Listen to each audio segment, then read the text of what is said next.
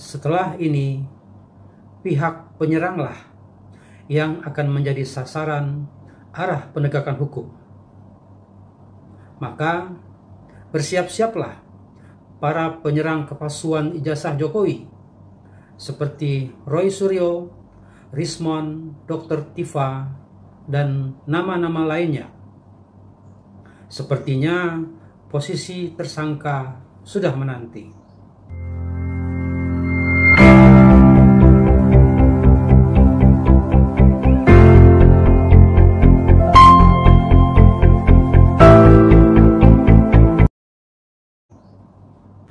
Sahabat, jumpa lagi dengan catatan hukum. Sebagaimana kita ketahui sebelumnya, Ketua Tim Pembela Ulama dan Aktivis, Egy Sujana, pada Desember 2024 lalu telah melaporkan ke Bareskrim Polri dan diterima sebagai laporan informasi di Direktorat Tindak Pidana Umum pada 9 April 2025. Pihak yang dilaporkan adalah Presiden ke-7 RI, Joko Widodo, dan Rektor Universitas Gadjah Mada, Profesor Ova Emilia, terkait dugaan ijazah palsu mantan Presiden ke-7 Joko Widodo. Namun, sebagaimana yang telah diumumkan oleh Bareskrim melalui konferensi pers tanggal 22 Mei 2025 lalu, Bareskrim telah menyatakan bahwa laporan tersebut tidak memenuhi unsur pidana. Karena dalam tahap penyelidikan telah disimpulkan bahwa ijazah Joko Widodo adalah asli berdasarkan alat-alat bukti yang didapat dari proses penyelidikan, baik dari UGM, SMA 6 Surakarta, dan beberapa tempat lainnya, serta hasil laboratorium forensik Bareskrim Polri yang hasilnya menyatakan ijazah Jokowi identik dengan ijazah-ijazah pembanding lainnya. Bareskrim menyatakan akan segera mengeluarkan surat penghentian penyelidikan dan tidak akan melanjutkan proses hukum ke tingkat penyidikan. Karena dari proses penyelidikan yang telah dilakukan, sama sekali tidak ditemukan telah terjadi sebuah tindak pidana sebagaimana yang dilaporkan oleh tim pembela ulama dan aktivis tersebut.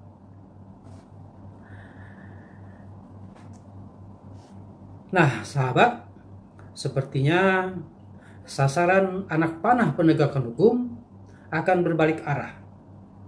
Kalau selama ini selalu pihak Jokowi yang menjadi sasaran tembak, setelah keluarnya hasil penyelidikan ini, maka pihak penyeranglah yang akan menjadi sasaran arah penegakan hukum.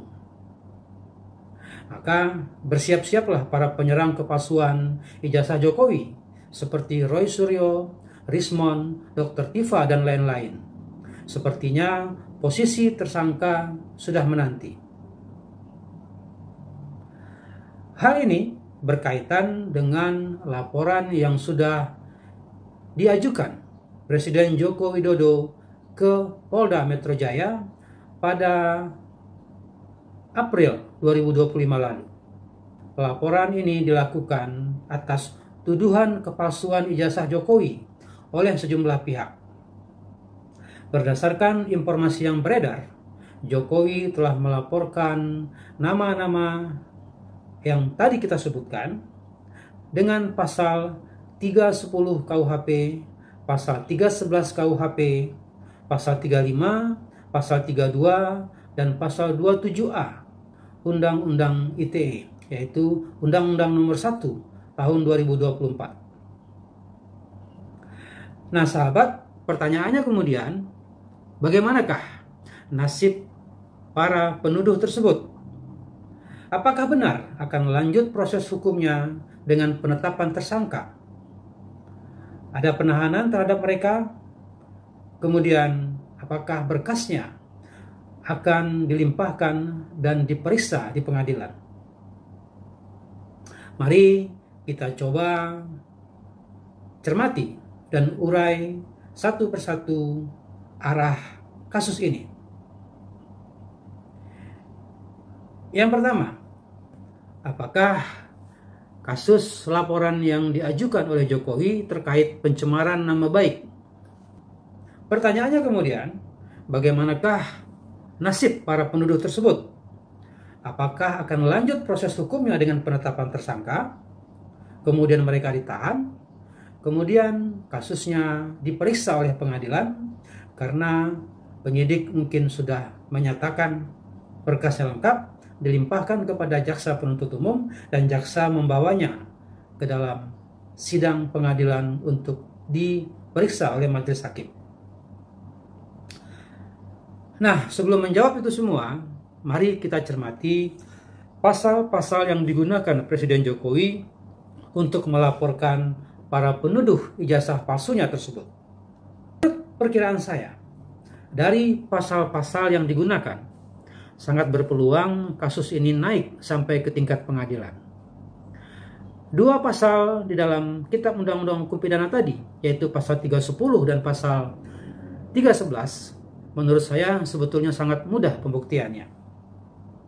Kalaulah kepolisian sudah berkeyakinan bahwa ijazah Jokowi itu adalah asli, sebagaimana hasil penyelidikan yang telah disampaikan lapor Bareskrim Polri, maka sudah barang tentu siapapun pihak yang menuduh ijazah Jokowi palsu jelas sudah terbantahkan dari awal. Nah, sahabat, dari pasal 310 dan 311 ini saja sebetulnya sangat mudah bagi kepolisian untuk segera melengkapi berkas dan melimpahkan berkas ke jaksa penuntut umum, dan jaksa penuntut umum kemudian melimpahkan kasusnya ke pengadilan untuk disidangkan. Nah, kemudian bagaimana peluang penahanan? Bila kita cermati pasal-pasal yang menjadikan dasar pelaporan, ancaman hukuman dari pasal-pasal tersebut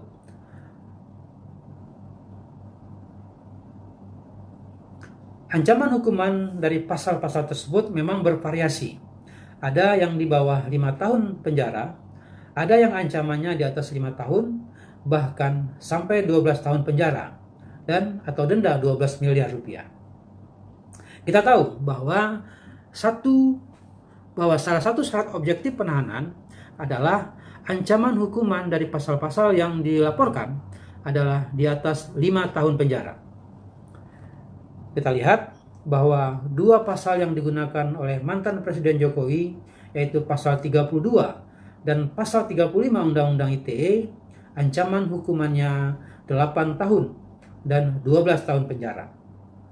Nah, dari syarat objektif ini, ya, bila kita lihat dari dua pasal ini, ada kemungkinan apabila penyidik sudah berkeyakinan untuk menetapkan para pelapor sebagai tersangka, maka dengan dua pasal yang ada ini, maka kemudian syarat objektif untuk penahanan sudah terpenuhi. Maka berpeluang atau bisa saja para terlapor atau para tersangka akan ditahan oleh Polda Metro Jaya. Apalagi sahabat, kita tahu bahwa selain syarat objektif juga ada syarat subjektif untuk penahanan. Syarat subjektif itu misalnya kekhawatiran bahwa si tersangka akan melarikan diri, atau si tersangka akan menghilangkan barang bukti, atau adanya kekhawatiran bahwa si tersangka akan mengulangi perbuatannya. Nah, yang terakhir ini menurut saya bisa juga menjadi penilaian subjektif dari aparat kepolisian. Kita tahu bahwa sampai saat ini narasi tentang kepalsuan ijazah Jokowi terus berkembang. Bahkan tidak hanya menyangkut ijazah, tapi juga sekarang berkembang kepada skripsi, kemudian juga berkembang juga kepada apakah Jokowi itu pernah KKN atau tidak, sahabat semua. Nah, narasi-narasi yang terus dikembangkan di media sosial maupun disiarkan juga oleh media-media mainstream, ini artinya juga bisa menjadi penilaian dari penyidik bahwa tersangka akan terus mengulangi perbuatannya. Maka syarat subjektif ini juga bisa digunakan kemudian oleh penyidik ya untuk melakukan penahanan. Nah, sahabat semua, apabila kita kaji kembali dan kita cermati kembali dari uraian tersebut di atas, dapat kita simpulkan bahwa sebetulnya arah dari kasus atau laporan pencemaran nama baik dan tuduhan penistaan yang dilaporkan oleh mantan Presiden ke-7 Joko Widodo ini, menurut saya sangat berpeluang untuk dilimpahkan, diperiksa di pengadilan. Kita tahu bahwa pemeriksaan sebagai terdakwa di pengadilan bisa terjadi apabila penyidik sudah melimpahkan berkas perkara ke jaksa penuntut umum untuk dilakukan penuntutan oleh kejaksaan. Apabila JPU merasa tidak ada lagi yang perlu dilengkapi, maka JPU dapat melimpahkan kasusnya untuk diperiksa di pengadilan pidana. Sebagaimana saya sampaikan tadi, bahwa dari pasal-pasal yang digunakan, ya, dari pasal dari KUHP saja, itu sebetulnya sangat mudah untuk pembuktiannya dan tidak ada kesulitan yang berarti sebetulnya bagi aparat kepolisian di Polda Metro Jaya untuk membuktikan bahwa memang telah terjadi pencemaran dan penistaan sebagaimana yang diatur dalam pasal 310 dan 311 KUHP tadi. Namun memang untuk pasal-pasal dari Undang-Undang ITE yang digunakan ini memang membutuhkan pembuktian yang cukup rumit dan cukup panjang, sahabat semua. Sehingga tidak salah kalau misalnya dari informasi yang beredar di media massa, kita tahu bahwa penyidik juga telah Polda Metro Jaya juga telah memanggil atau tidaknya sudah memeriksa 7 ahli yang digunakan nanti untuk memperkuat proses penyelidikan dan mungkin penyidikan dari kasus laporan mantan Presiden Jokowi ini. Namun dari penilaian saya terhadap pasal-pasal yang dilaporkan dan situasi yang berkembang sampai saat ini, saya berkeyakinan bahwa tuduhan pencemaran nama baik dan penistaan yang dilaporkan mantan Presiden Jokowi akan diperiksa atau akan dilimpahkan ke pengadilan. Orang-orang yang selama ini telah menuduh Jokowi menggunakan atau menuduh ijazahnya palsu, sangat berkemungkinan menurut saya akan diperiksa oleh pengadilan sebagai terdakwa dalam kasus yang melaporkan oleh Presiden Jokowi ini. Sekalipun memang untuk penahanan masih bisa diperdebatkan. Namun dari pasal-pasal yang digunakan ada beberapa syarat objektif yang bisa terpenuhi menurut saya. Nah, apalagi sebagaimana yang kita ketahui tadi bahwa laboratorium forensik Mabes Polri, ya Bareskrim Polri, itu sudah menyatakan bahwa ijazah Jokowi itu adalah identik atau sama dengan ijazah pembanding yang digunakan, sehingga Bareskrim menyimpulkan bahwa ijazah Jokowi itu adalah asli. Walaupun memang ada yang berpendapat bahwa tidak bisa serta-merta Polda Metro Jaya kemudian menggunakan hasil dari pelaporan yang dilakukan oleh TPUA ke Mabes Polri tadi. Namun pertanyaannya, apakah mungkin akan berbeda hasil yang digunakan?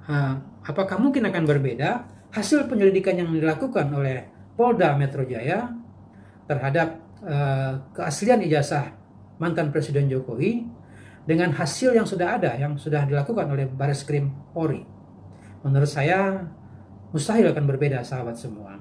Karena bagaimanapun kita tahu bahwa kepolisian adalah satu institusi atau satu instansi yang terpusat komandonya. Tidak mungkinlah hasil di Polda akan berbeda dengan hasil di Bareskrim Polri. Sekurang-kurangnya hasil laboratorium forensiknya, karena hanya satu-satunya di lapor Bareskrim Mabes Polri, sahabat semua. Nah, dari uraian tersebut dapat kita simpulkan bahwa kasus tuduhan pencemaran nama baik atau dugaan penistaan, bahkan juga pencemaran nama baik yang dilakukan, yang diduga dilakukan oleh para penuduh terhadap mantan Presiden Joko Widodo, itu bisa naik ke tingkat pengadilan. Dan sebetulnya memang menurut saya ini penting juga untuk diperiksa secara transparan nantinya oleh pengadilan. Bahkan mungkin sekaligus juga bisa pengadilan pidana nanti itu kemudian juga memberikan kepastian apakah betul hasil laboratorium forensik Mabes Polri tersebut asli atau tidaknya ijazah mantan Presiden Jokowi.